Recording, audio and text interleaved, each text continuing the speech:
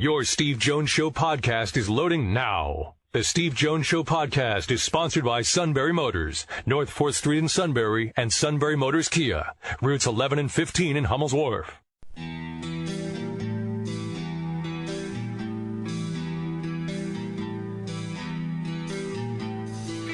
Sports talk where your voice counts. This is the Steve Jones Show on News Radio 1070 WKOK. Now, from the Sunbury Motors Studio, here's Steve Jones.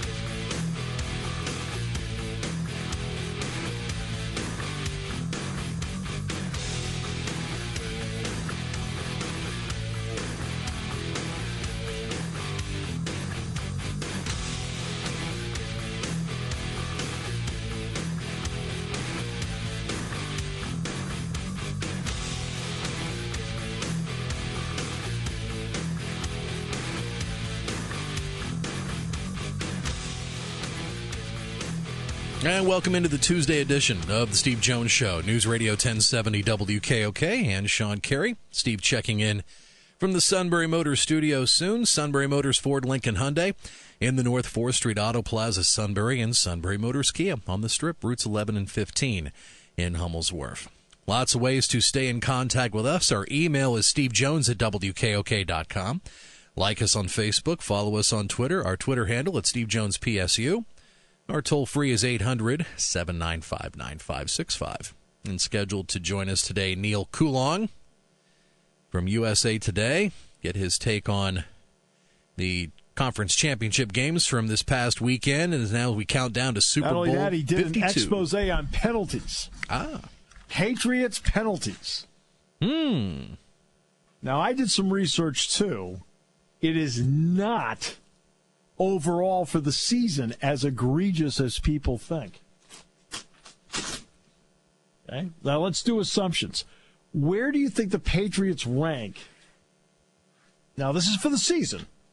In overall penalties for the season. So just the regular season? Regular season, 32 teams. I'd probably say down the middle. I'll just say 16. Actually, 7th. Oh, wow. 7th. Now, the Steelers are 12th. Seattle's the worst. Carolina is among the best. Carolina had 83 penalties called on. These are accepted penalties, okay? Accepted. Patriots, I think, were at 95. And let's say the Steelers were at 101. Led, of course, by guess who? Guess who led the Steelers in penalties this year? Come on, you can do it. I will say Alejandro Villanueva for offsides. No. In fact, Antonio Brown had more penalties than Alejandro Villanueva. Come on, this is an obvious one. Come on. You disappoint me. Big Steeler fan like you? Come on. Okay, which Steeler was the penalized the most? Just for some reason, I was thinking offensive line. It's not even on offense, dog. Okay, so we'll go defense. Okay. Come on. I will go Artie Burns for passing interference. Yes! Ding, ding, ding, ding, ding, ding. He had 8 penalties against him this year. 8. Okay? 4 of them were pass interference. These are accepted, by the way. So penalties that are declined, it's like they not even ever existed. I think Antonio Brown was actually second, I think.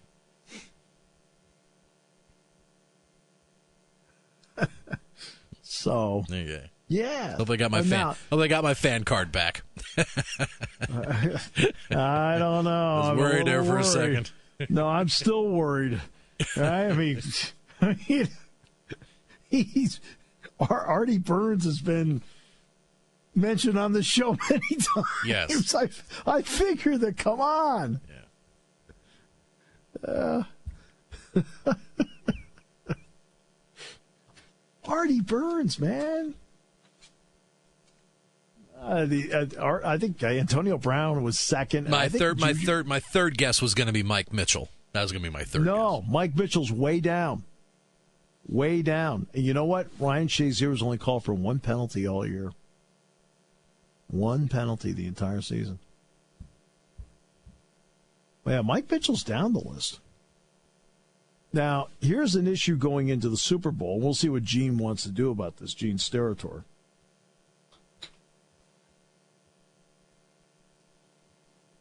I know I shouldn't be using first names, but, when you know people, because, Gene does a lot of basketball here, too. He sure does. The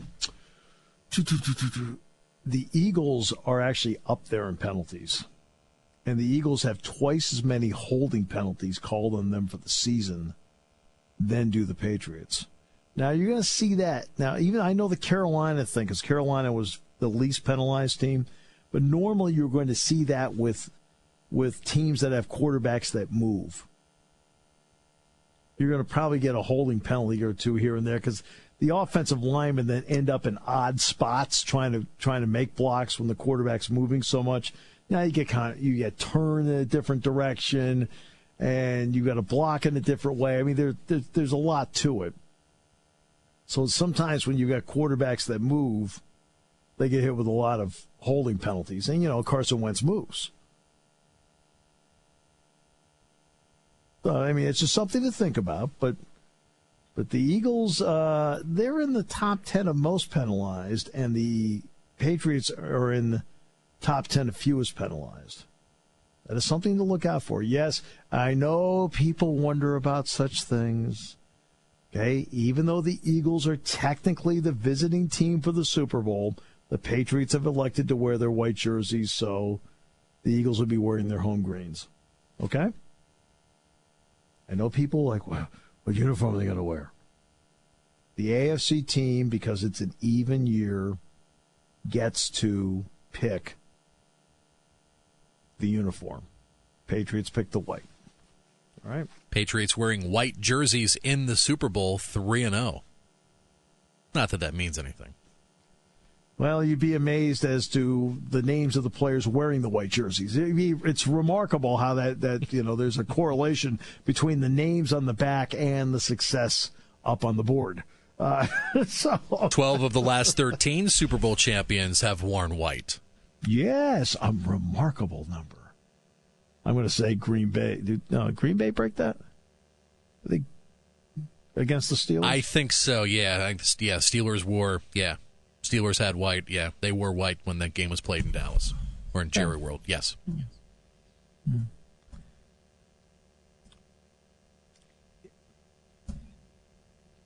So you think wearing white jerseys is the key to winning the Super Bowl? No, I'm just bringing it up. Just for fun. I know you don't.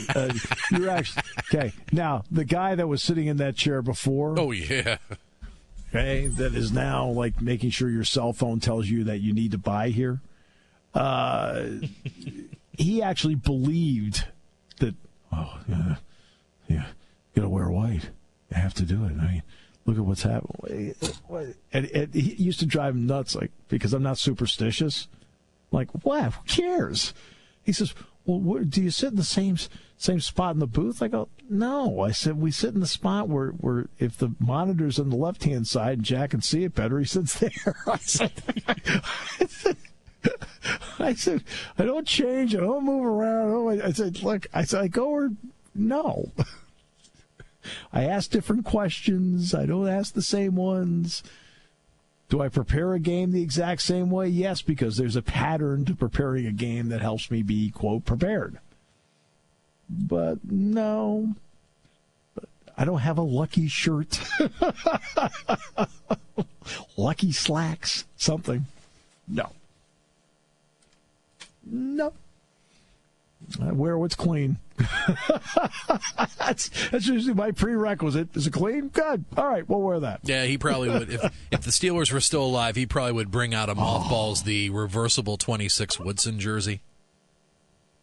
Oh, yeah. Then sit in the staff meeting and have everybody look at him and go, who smells like mothballs in here? What the heck's going on? And he'd be looking around. I don't think so. But yes, the Patriots will wear their white jerseys and the Eagles will wear their green. Well, that's how it goes. But the penalty thing is fascinating. Let me tell you. Okay, let's just do penalties here. NFL team penalty numbers. All right. Artie Burns was first with 8. Antonio Brown 7. Juju Smith-Schuster 6. David Castro was actually also at 6. 3 false starts and 3 holds. In fact, DeCastro was called for holding more than anybody else on the team, along with Juju Smith-Schuster. Let's see. Yeah, you were asking about Mike Mitchell. Mike Mitchell. I think he only got called for 1 all year. Wow. He got called for 1 penalty the entire season. Wow. Now, they don't have a stat in here for being out of position, but, Whole other different topic. Different topic, different day. Yeah. Mike Mitchell, 1 penalty. So, yeah. The entire season. All right, so let's get to overall league. I was just curious. Numbers. Yeah, I was just curious. The league number is just where the Eagles and the Patriots stack up. Yeah, like I said, the Patriots were 7th. 95 penalties against them this year. Carolina was first with only 83. The Patriots were called this year. This is for the season. Now, Neal's numbers, when we talked to Neal, his USA Today article was about the last 5 games. The Patriots had 95 penalties, 15 false starts, 11 for offensive holding, 8 for offensive pass interference, 11 for defensive holding, only 6 for defensive pass interference. Okay? Let's see, I got to check one other thing here. And then, and roughing the passer 3 times. That was, by the way, the Mike Mitchell penalty was a roughing the passer penalty. The Steelers are at 12, 101. The Steelers this year were, 101 penalties, 896 yards. The Patriots were 835. Steelers were called for, these are accepted penalties, by the way. Let's see, the Patriots were 15 false starts, 11 holds, 11 defensive holds, and 6 pass interference, 3 roughing the passers. The Steelers were 101, 17 offensive holds, 6 more than the Patriots. They were 5 offensive pass interferences, 3 fewer than the Patriots. 12 defensive holding penalties. The Patriots were 11. And defensive pass interference, the Steelers were 6, same number as the Patriots. And roughing the passer, the Steelers were at 3, same as the Patriots. All right, let's get to the Eagles. The Eagles were at 116 on the year, accepted penalties, which would put them at, 1, 2, 3, 4, 5, 6, 7th most in the league. 116 for 962 yards. They were hit with 16 false starts. They were hit with 22 offensive holding penalties, which is second behind the Dallas Cowboys in the NFL. They were hit with only 1 offensive pass interference penalty. They were hit with 14 defensive holding penalties. That's an okay number there. And only 7 defensive pass interferences and only twice roughing the passer. They had 5 unnecessary roughness penalties.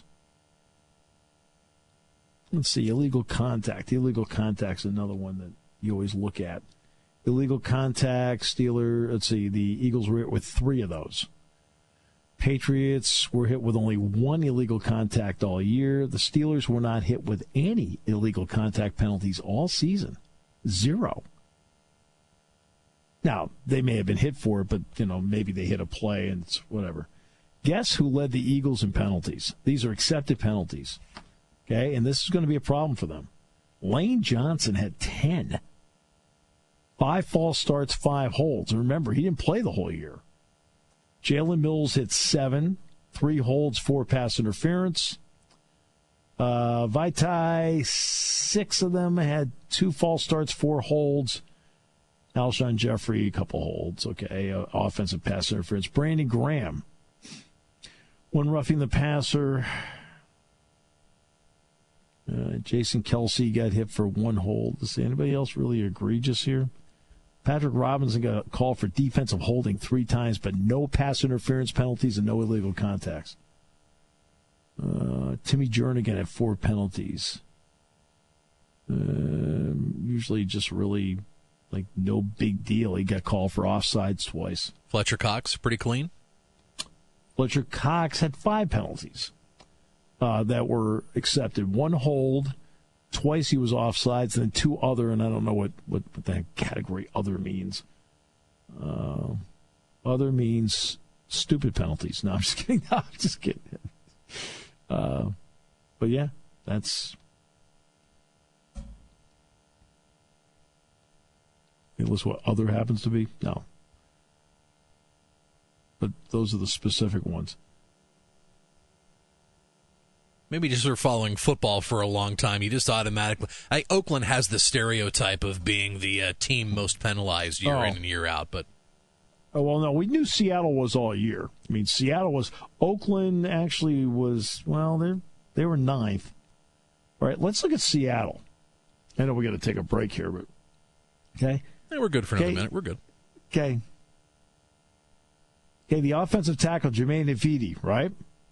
He got hit with 16 penalties this year. 9 false starts, 5 holding penalties. Okay, Michael Bennett, 12 penalties this year. 8 times he was offsides. Jeremy Lane, 8 with 4 pass interferences. Justin Coleman had 7, 2 pass interferences, 2 holds. Russell Wilson got delayed game 6 times. Frank Clark had 7, 2 offsides, 1 roughing the passer. You're pretty specific about this, but I mean, like 16 penalties on one guy? Holy mackerel. That is a big number. Then you're looking at Carolina. Carolina had the fewest. They had 83 penalties accepted against them all season. Matt Khalil, 7 times, twice holding, 2 false starts. David Worley had 3 pass interferences. James Bradbury, another DB, had 3 holdings, 2 PIs. Cam Newton had 3. They were all delayed game penalties. Quarterback is the one that gets assessed the delayed game penalty. I mean, so those are the teams that were the most penalized and the least penalized. Anybody else you're interested in? Dolphins were second, 137. Houston was third, 124. Niners, 123. Jets, 119. Chiefs, 118. Eagles, 116. Bears, 115. Oakland, 114. Broncos, 113. Jacksonville, 112. There's your top 11. Most, let's go. Most false starts. Seattle, 22. Miami at 22. And Jacksonville at 22. Most offensive holdings. Eagles led with 22. The Cowboys led with 23. Eagles had 22 holdings. And 21 for Detroit. Let's see, defensive holding. Texans had 24 of them, and the Saints had 24. By far the most.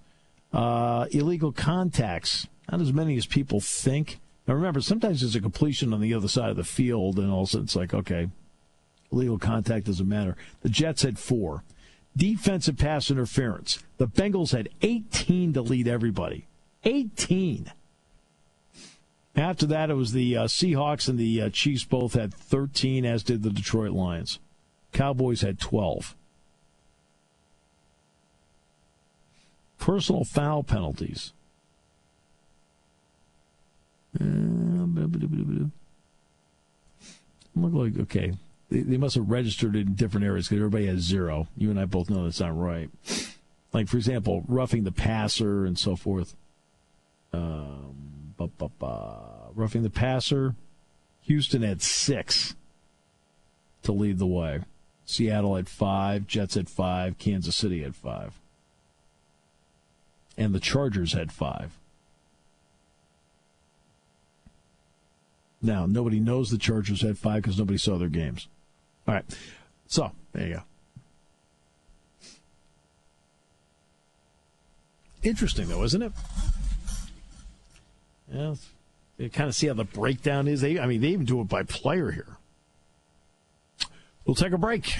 Come back with more in a moment here on News Radio 1070 WKOK. Sometimes the truth hurts. The first 2 weeks of January with sub-zero temperatures put a hurtin' on Sunbury Motors sales. Well, bundle up and save while SMC delivers the biggest discounts imaginable. Sunbury Motors Ford wants to see you in a brand new Escape or F-150. Save up to $8,000 on new Escapes starting at $20,825. Or take up to $14,500 off a new Ford F-150 starting at $25,969. Sunbury Motors Kia doesn't want you to pay a dime in interest for your new Kia. Finance a new Sorento, Sportage, Optima, or Forte for 0% for 75 months. No one has 0% for 75 months but Kia. Sunbury Motors Hyundai wants you with America's best warranty. 10 years, 100,000 miles. Plus, you can save up to $3,807 on a new Santa Fe and $3,112 on a new Hyundai Tucson. Bundle up and save at Sunbury Motors Ford, Kia, or Hyundai in the North 4th Street Auto Plaza, Sunbury, and routes 11 and 15, Hummel's Wharf. Taking your calls at 800-795-9565. This is the Steve Jones Show on News Radio 1070 WKOK. Now, from the Sunbury Motors Studio, here's Steve Jones. Great to have you with us today. Sunbury Motors, 4th Street in Sunbury. Sunbury Motors Kia, routes 11 and 15 in Hummel's Wharf.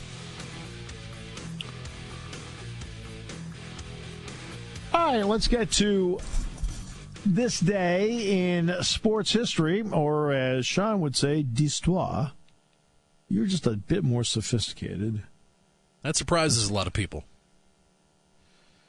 Especially Deb. Yeah. 1879, the National Archery Association was organized in Crawfordsville, Indiana. The Detroit Red Wings in 1944 set a record for most goals, most consecutive goals, and most points in a game. The Red Wings beat the Rangers 15-0 and had 37 assists in the game. 1950, the NFL owners approved unlimited substitutions. They'd use it on a trial basis in 1949. Then someone said, let's try sub-packages. Ooh. Back to the Red Wings for a moment. 1966, the Wings ended a streak of 47 straight games that they won after leading after 2 periods. The streak had started November 21st, 1964. 1982, Diana Ross, National Anthem, Super Bowl 16. That was the one play at the Pontiac Silverdome. Then Vice President George Bush goes to the game with his special guest in the limo, Joe Paterno. In a driving snowstorm, they go over, and of course, because it's the vice presidential motorcade, traffic gets backed up. Fans, not happy. 1985, O.J. Simpson becomes the first Heisman Trophy winner to be elected to the Pro Football Hall of Fame. 1988, this is a suit moment. We put this in specifically for the suit. At the Quaker State Open, Bob Benoit won a $100,000 bonus because he became the first bowler to win a televised tournament rolling a perfect 300 game. The suit, by the way, has a banner in his high school gym. Mm-hmm. Denoting is, 298 or something like that. It wasn't 300. It's like 298, 299. Close to it, yeah. Yeah. Give or take a pin. But he got it. He got recognized for it. Part of history. He should have. Central Columbia Blue Jays sports folklore. Absolutely. All right, let's bring in Neal Coolong, USA Today. Hello, Neal. Oh, thanks for having me. You guys just brought me back to the days after Ben Roethlisberger was drafted, and I remember thinking I'm going to have to type out Roethlisberger 17 times a game day. That's I can do it pretty much automatic without even thinking about it now. But it was an acquired skill. Well, I've told this story before, but I'll quickly retell it. I'm in college at the time, college radio, and we had a guy, awesome guy, all right, but he really struggled with names. And this was the era of Vitas Gerulaitis and Guillermo Vilas in tennis. Okay, I mean Neal, not good. All right. So one day he's on doing the 11:30 sports. And we're in college. I'm sitting in whatever our version of an office is. And he gets to hockey. And the Montreal Canadiens beat the Toronto Maple Leafs 4-2 last night as Guy Lafleur had 3 goals. I'm like, okay. So the sportscast is over. He comes back to the office. I said, Fred, I said, it's Guy Lafleur. I said, he goes, oh, Guy Lafleur. So, okay, sorry about that. I said, look, it's hockey. I figured I'd try it simply. Think French. He goes, terrific. So the noon sports comes up a half hour later. And last night, the Montreal Canadiens beat the Toronto Maple Leafs 4-2 as Guy Lafleur had the hat trick. I'm feeling pretty good in the office. The next game up was the Sabres and the Chicago Blackhawks. And the Sabres had a great penalty killer by the name of Don Luce. He says, and the Sabres won over the Rangers 3-2 as Don Luce. I'm like, I put my head down. I said, I can't win, Don. I just can't win. Can't win. Don Luce. All right, so the Patriots. Penalty disparity, Neal. You have done research. What does the research say? From what I saw, and really it's a limited sample of just 5 games, but you saw almost a 4-1 advantage in penalty yards and a 3-1 advantage in penalties themselves going against, in favor of the Patriots. And for me, it's a small sample size, and I will concede this, that the Patriots don't really make the kind of procedural penalties that a lot of teams do. And I don't think it was necessarily a slanted game on Sunday. But when you're talking over a 5-game stretch and you have that many penalty yards working in your favor, there's not really a whole lot that you have to do. And if you put it on an even track, it just makes you wonder that they're 5-0 in those games, of course. I wonder where they are if that field is a bit more even. If the officials put the whistles away completely, which they really kind of were doing on Sunday up until at least the end of the first half. I thought that pass interference call was a little bit iffy for a crew that wasn't really calling anything all game. But if you take all of that away and you put them all on an even track, long story short, the point that I was making is really I don't know how good this Patriots team is. I think they did a great job in the second half against the Jaguars, but the Jaguars were taken to the shed in the first half up until they screwed up on their final possession and ended up giving up that touchdown. They were playing really well, and I really don't think the Patriots are the dominant team that we've seen of them going into a Super Bowl the last couple of years. Yeah, no, I agree with that. I feel the Patriots are really, really good, because each team's its own separate entity. This edition's really, really good. I don't think they're great. Now, let's get to the Steelers, because that's part of your 5-game sample.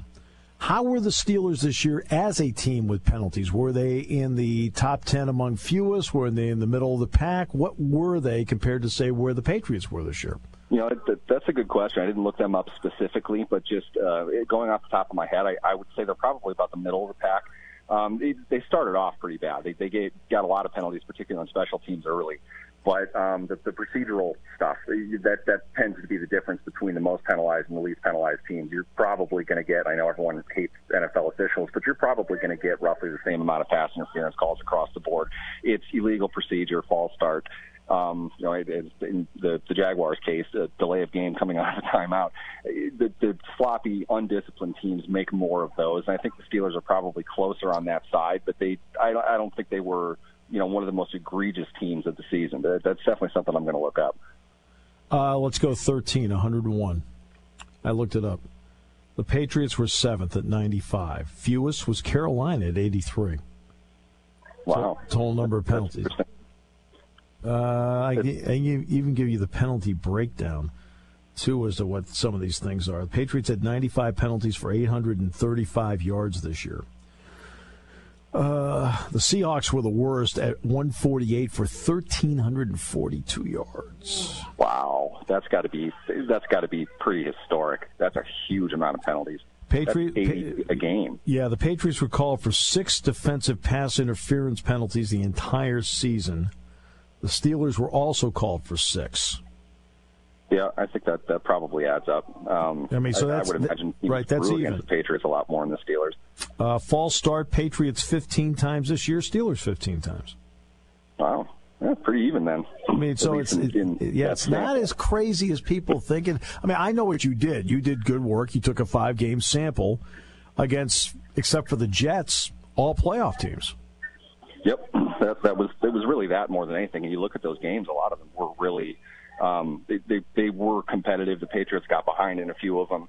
They didn't cakewalk through any of them. So when you scale to little things, you have to kind of figure that penalty yardage to some degree is going to come into it. And that, to the Patriots' credit and to kind of scratch your head a little bit, they had a pretty significant advantage against all of those teams. No doubt. No doubt. Now, by the way, guess who the worst was on being called? Now, these are accepted penalties, by the way. Defensive pass interference. The Bengals, 18 times. Wow. That's substantial. That's a huge amount of pass interference penalties. Wow. You really don't. I mean, typically, people talk about pass interference probably the most often just because it's typically on a deeper pass down the field. But for you probably don't see more than maybe one or two of those a game, tops. That's a pretty aggressive game. Right. And in most cases, they're going to call both teams to kind of show them this is how we're going to call it. You get sort of an offsetting course, but you have them, flagged on both sides. If the game is competitive and they're getting kind of handsy down the field, they'll call it on both just to kind of, level the playing field and show them this is what we're going to call, this is what we're not going to call. For one team to have that many, that's really sloppy. That's very much Bengals football this year. Texans and Saints each called for 24 defensive holding penalties this year. Patriots were called for 11, Steelers 12. Offensive holding. Now, this is a big difference here, though. The Patriots were only called for 11 offensive holding calls that were accepted this year. The Steelers were called for 17. That's 6 more in a 16-game schedule. Who was the worst? Let's see. The Eagles were at 22. Oh, that's bad for the Eagles. They had 22 of them. 22 of them going into the Super Bowl against a team that had 11. Okay. I was going to say, with holding in particular, you're going to see, I'll bet Seattle's pretty high on that list as well.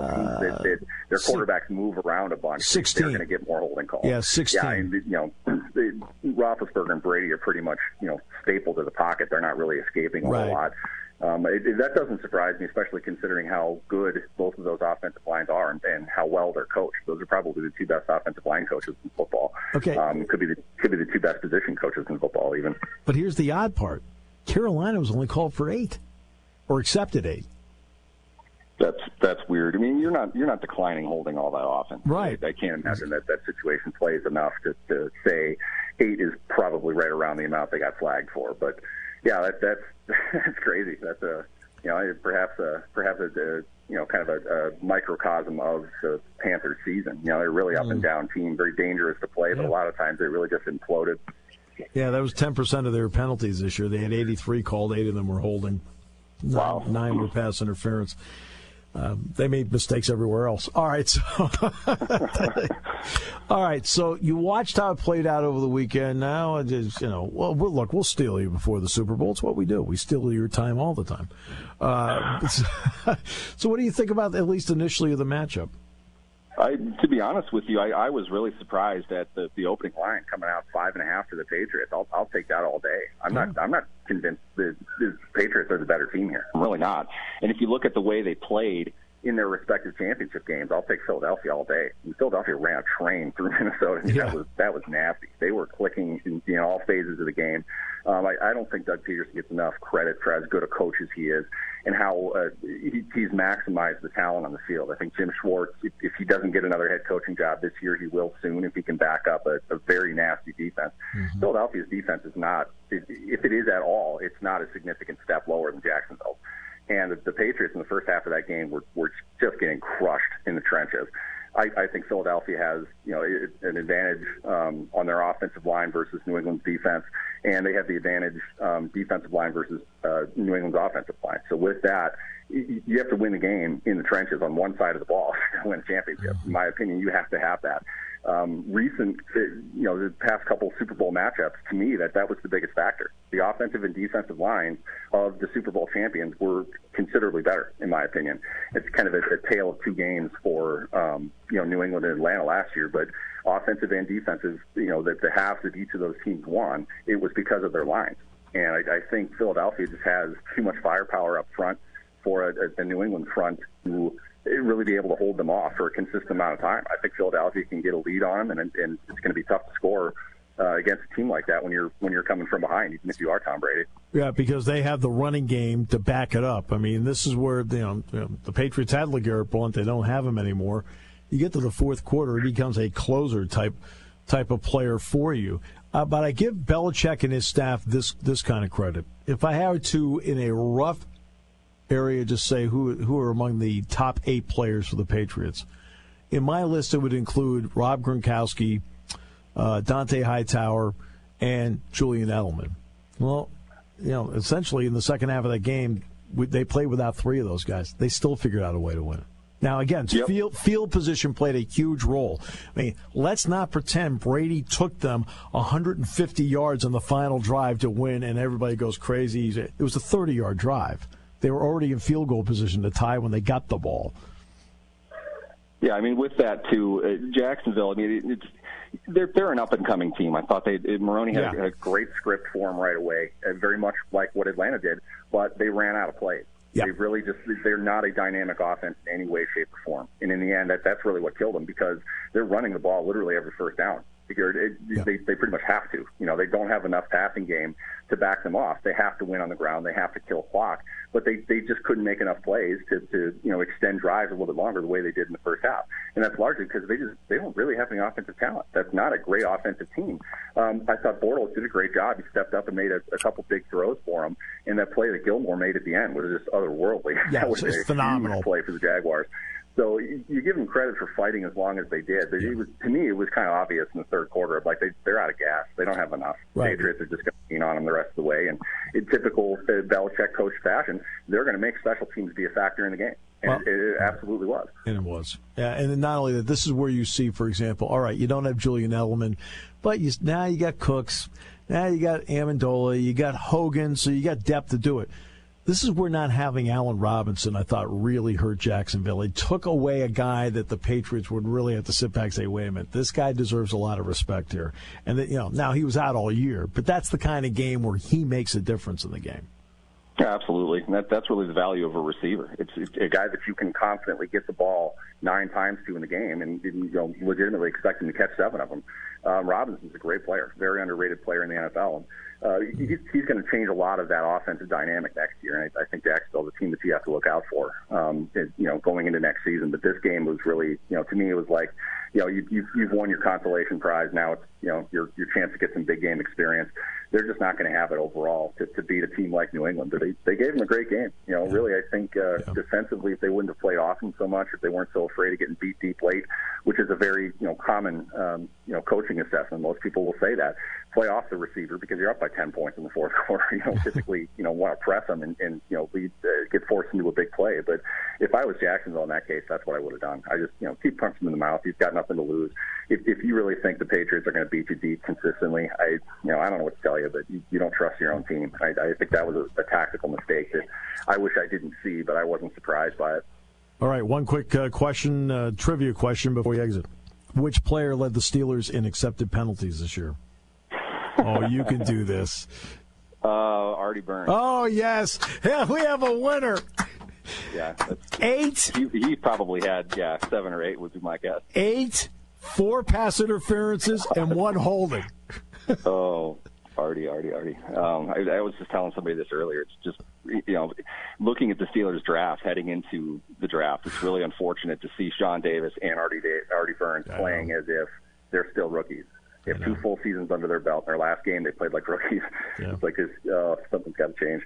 By the way, Ryan Shazier, 1 penalty called on him all year. All right. Thanks, Neal. Appreciate it. Yeah, thanks for having me. Took him 1 try. 1.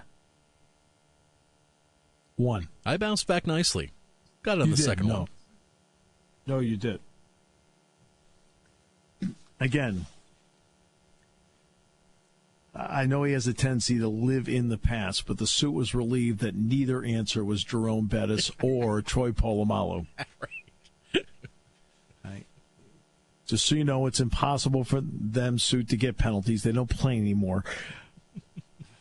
All right. We'll come back with more in a moment here on News Radio 1070 WKOK. You're listening to News Radio 1070 WKOK Sunbury. You can hear us anywhere in the world with the Sunbury Broadcasting Corporation app.